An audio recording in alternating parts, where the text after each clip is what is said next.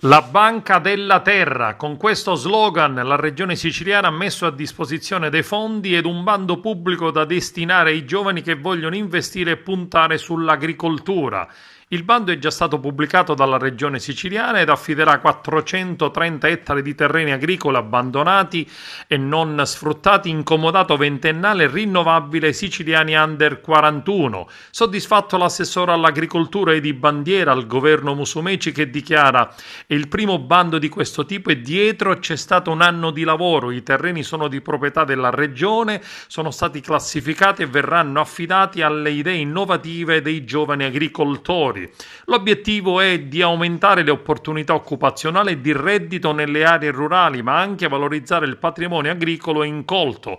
La regione pensa anche ad un secondo bando per acquisire altri terreni nell'isola. Al momento quelli individuati si trovano tra Agrigento, Caltanissetta, Enna e Siracusa, terreni immobili della riforma agraria, dell'ente di sviluppo agricolo, del demanio forestale, dell'assessorato regionale all'agricoltura, degli enti locali e altri soggetti pubblici o privati. La regione redigerà perizie per stabilire il valore dei terreni e da oggi ci saranno 90 giorni di tempo per presentare le istanze da parte degli under 41 interessati. Ci aspettiamo molte richieste, aggiunge Edi Bandiera, anche perché la Sicilia è la prima regione italiana, secondo i dati comunicati da Coldiretti, davanti a Emilia-Romagna e Puglia, per aziende gestite da under 40.